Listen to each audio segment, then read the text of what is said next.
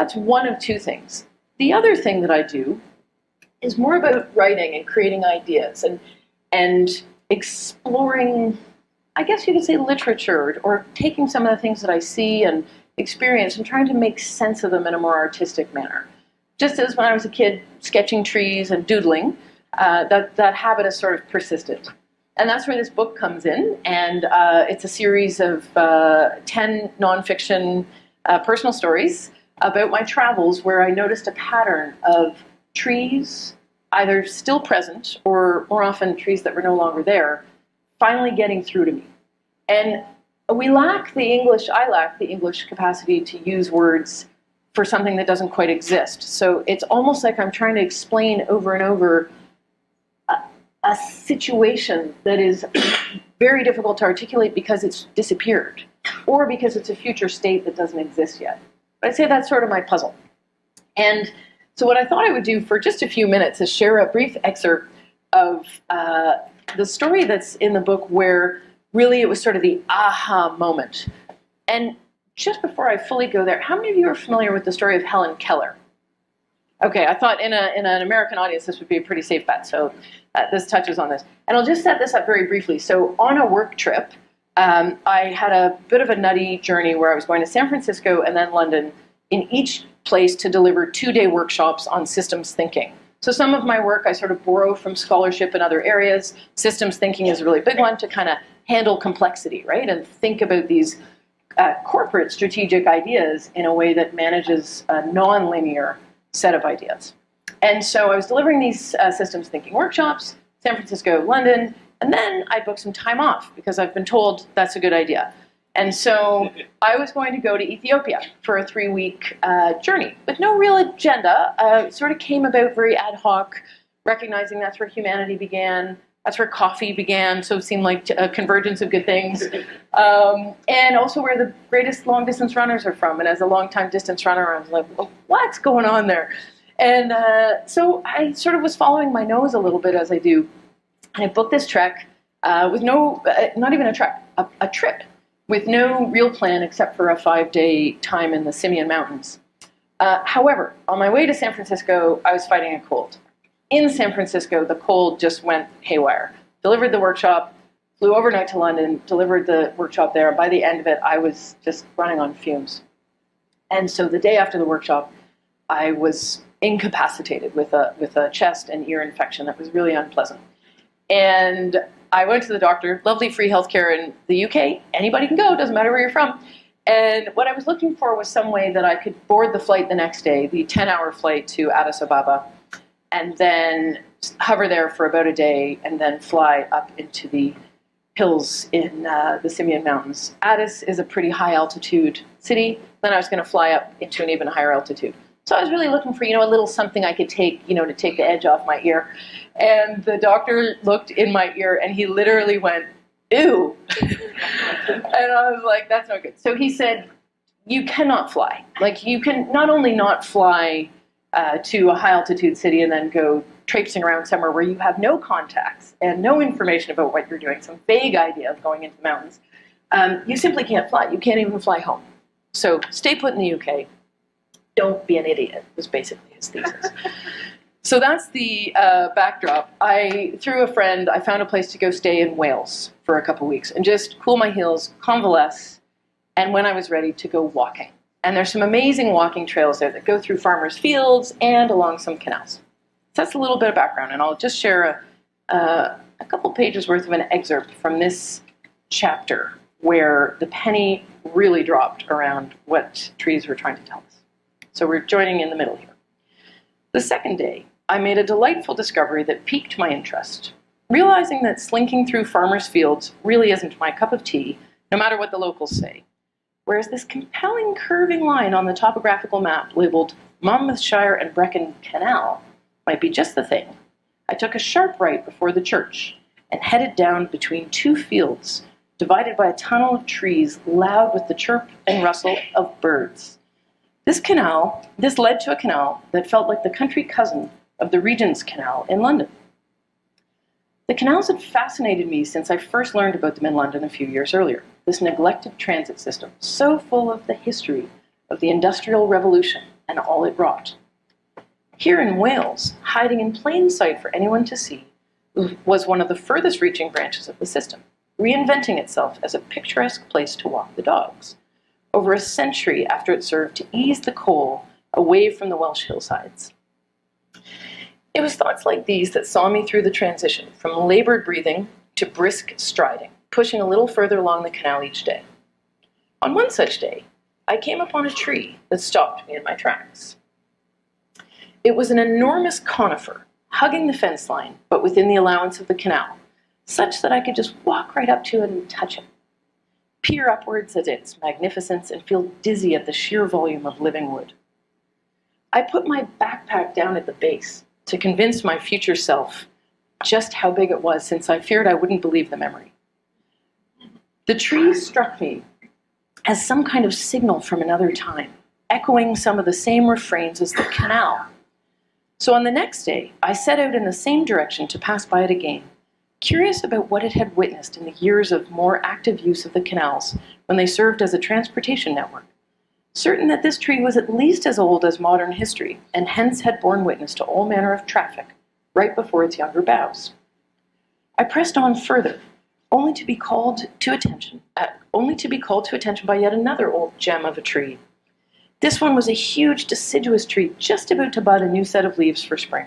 It had a massive girth that twisted upwards with gnarled and somehow comical gestures, the torque in its bark appearing to spiral in the opposite direction of its boughs, as if it were in motion, in a playful old, you should have seen me in my younger days kind of swivel. I stood, I stared, I took pictures.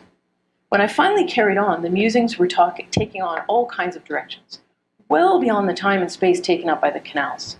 There were battles won and lost, families made and undone, and episodes of which I surely didn't have the faintest idea. What had this tree witnessed? I also realized that was hardly a new idea. That this is the very nature of experiencing older things. Whether churches or trees or people, our minds turn to the hidden stories that amaze, that put us in that time and place as we make sense of it from our own humble spot. I was just one of many tourists making her way through a well-worn trail and marveling at, well, the marvels. The following day, now feeling even more peppy, I carried on yet further still, first cutting across a huge open pasture with another giant tree in the middle, a few cows grazing quietly nearby, and then cutting through a more densely wooded patch between a private estate and a churchyard, to get to another branch of the canal, passing through a gnarled and delightful grove of dozens of trees that seemed to be dancing to a similar song as their friend down the way, all the while being struck dumb by the age and mightiness of these old trees. And then it happened. It wasn't a particularly unusual tree that revealed the truth to me in its most miraculous way. In fact, this next tree was like several others that I had seen earlier that day, standing tall and thick and stately in the corner of their fields, or maybe in the middle, or even hanging tough in a hedgerow. In many ways, this one was just like those others. But that was just it. The others. This one. Surely there were more. There had been more. And I felt a torrent of awareness, reminiscent of the scene in the movie The Miracle Worker, about Helen Keller, the deaf-blind author and activist, during which we see the young girl's teacher finally getting through to her. The teacher's relentless sequence of pounding into Helen's hands, spelling water, W-A-T-E-R, in sign language, and this wet, cold, splashing stuff is in fact water. Helen senses, not sees, not hears, not says, but senses, based on the information her teacher has so desperately been trying to impress upon her, that this is water, and then yes, this is grass, and this is a nose, and this is a person and a chair, and everything else that is in Helen's world that can now be known and explored with the senses opened to understanding. Except I was the blind, deaf, and dumb one, not sensing, not understanding what trees have been quietly hammering into me since I could see them filtering the sunlight above my infant eyes. What did they finally get through to me? that this one beauty standing alone in a field began life as part of an extensive, maybe even densely populated community of trees, that they had been all around where I was standing, some as big or even bigger than the one I could see right now, and many in between in that size. That they were everywhere before they were reduced to ships' hulls, houses, firewood, or burnt-out nuisance stumps in the way of farmers sowing their crops. These picturesque fields were no more than very old clear-cuts. While we shudder in righteous horror and conjure 1980 songs about the slashing and burning of the Amazon rainforest, as we pressure food companies who source their tons of palm oil from orangutan habitat in Indonesia and inject it into everything from peanut butter to pizza, as we slap the corporate wrists, also known as their websites and Twitter feeds, of toilet paper brands sourcing tree fiber from eastern Canada without certification, we meanwhile send one another postcards of pre-slaughtered meat products grazing in an old clear-cut in Wales. We can't see the forest for the cute sheep and the dizzying fresh air that we're intermittently permitting ourselves to breathe as we collect but a fragment of the stories being shared all around us. Realities bouncing off our senses like so many sign language letters presented to the biologically illiterate. When I pointed out this dichotomy to one friend back in London afterwards, he was quick to retort, "Oh great, now you've ruined Wales." As if I was the one who cut the trees. As if the International Panel on Climate Change was the one sending all the carbon from the trees and soil into the air. The trees, meanwhile, are busy being trees. Trees which we barely register beyond their aesthetic value in places such as Wales, and so we completely miss the main melody, much less the many harmonious chords available for anyone to hear. So much information is right there for us to take in if only we can tune into the frequency of those things whose disappearance shaped our reality. Listening for the aftershocks, which are indeed there and only getting louder. There may be nothing intrinsically wrong with sheep grazing in a field, but there is something not quite right about interpreting that as a desirable scene of beauty while ignoring what made it possible. Meanwhile, sharing viral videos of activist campaigners that decry the same process playing out a few centuries later for pursuits no more or less reasonable than coal for power or sheep for meat and wool, pursuits such as palm oil and pizza and peanut butter. Meanwhile, it is inevitable that treed land will be cleared for human management of some sort, that the sheep will be shorn and eventually slaughtered, that palm plantations will be cultivated for our processing purposes, that industry will grind forth, seeking repeatable, efficient means of feeding itself and us humans too. Or maybe it's not inevitable. I retain the right to imagine that there is another way, one where we don't accidentally perceive beauty, where there is great loss, where we reach beyond what industry has dealt us and, instead of seeing playgrounds to visit for our pleasure before returning to our jobs that rest upon this scaffolding of accidental unawareness, we ask how our passing through any space at any time can nurture rich and teeming life once more, and what that has to do with those precariously perched regular jobs. And we will hear the answer with renewed sense of literacy about life, not as a hashtag to click or not. I cannot unhear what that centuries-old tree made so clear to me that day in Wales, that there were legions more like it, and we removed them, just as we are doing in more newly developing countries today. My eyes may have seen a tall and solitary feature of a field, but my senses, including my ears, now wide open, heard one tree among many trees who have been yielding to us while keeping us alive, drumming out a steady story coded in a language as easy as the alphabet, written into the spaces left behind.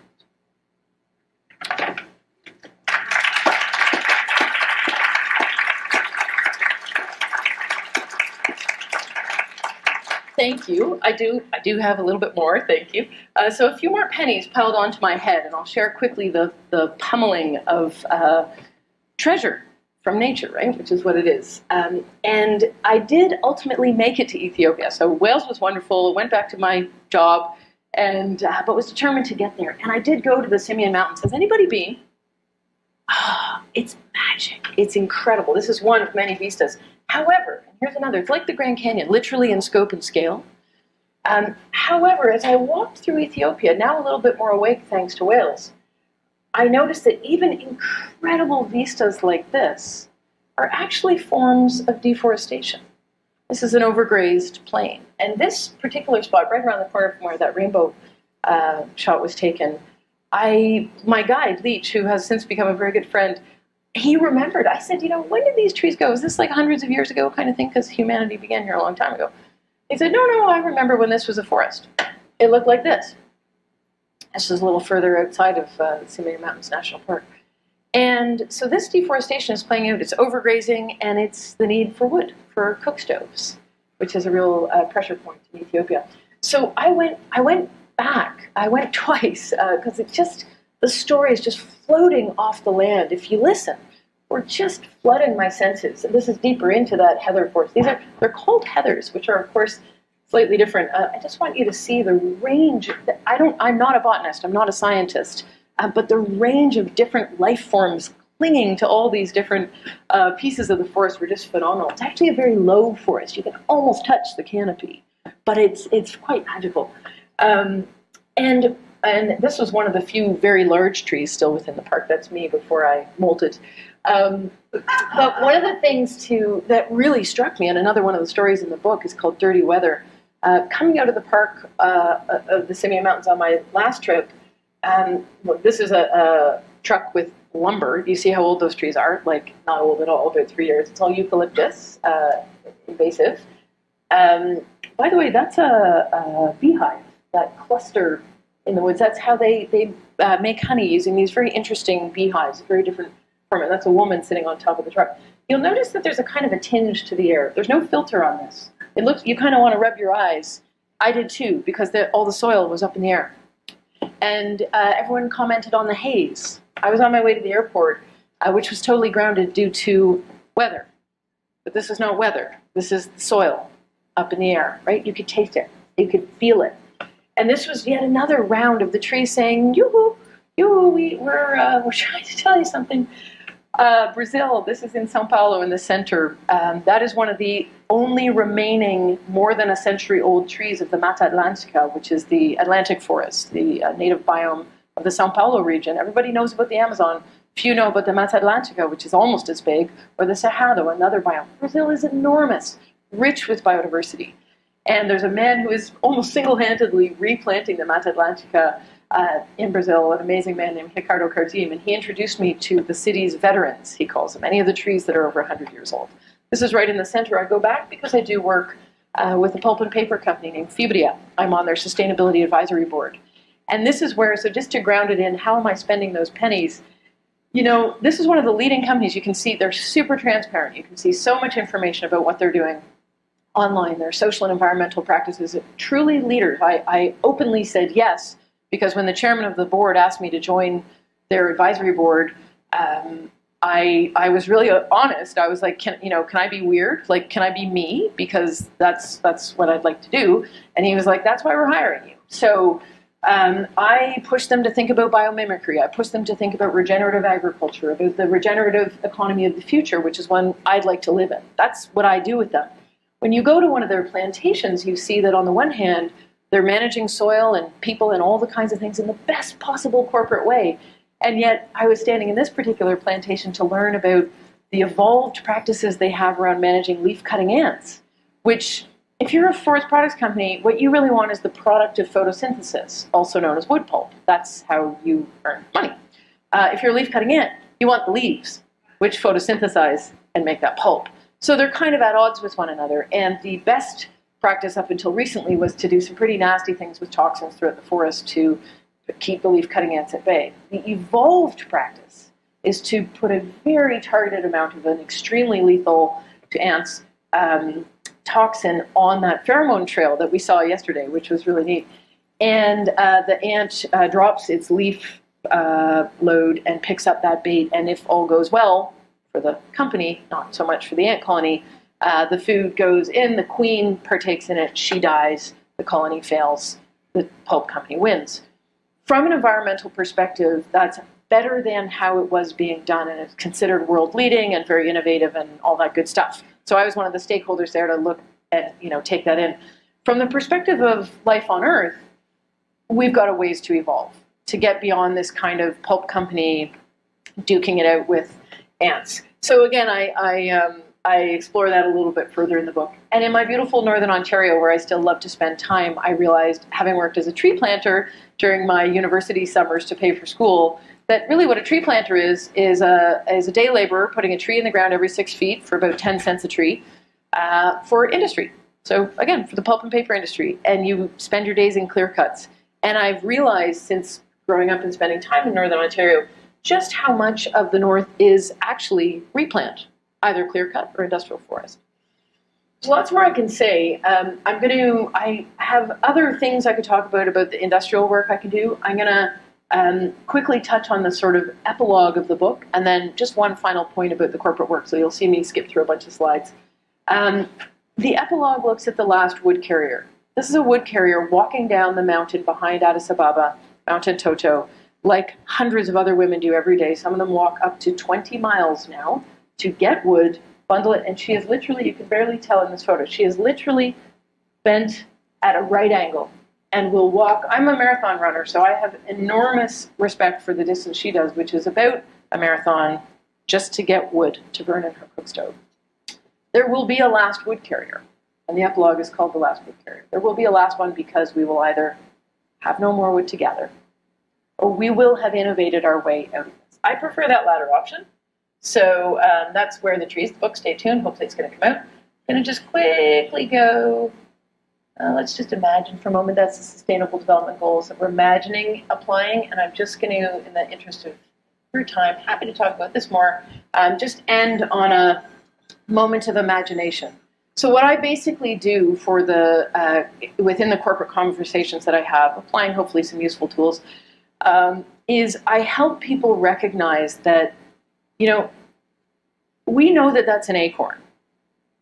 We just instinctively know because if we're from around here, we've seen something like this before. We know that an acorn leads to an oak. And nature's been like, hey, check this out, right? You give this guy the right conditions and you get something like this. It's an exponential magnification of the potential of that one seed. And its instructions are built in. I mean, it's just a magnificent tool. And if we look at life's principles, which the folks in the biomimicry field of scholarship have done an incredible job of organizing, we can look at those life principles within a corporation. We can apply it to corporate strategy, to industrial design, to organizational development. We can put it in all kinds of places. We can take the principles of systems thinking, of cooperation, collaboration, and help companies recognize that while it's really easy to bash them, it's a lot more fun and I think high potential in the positive future we want to live in to enable them to imagine where they are currently looking at some acorns and have the potential to deliver the equivalent of oak trees across their value chains, within their communities, and beyond, as a matter of what they do for a living. That's essentially how I keep busy while hopefully trying to get that book out into the real world one of these days. I thank you enormously for your attention. There's ways to keep in touch, and really appreciate any feedback or ideas you have as I leap off the stage here. Thank you very much.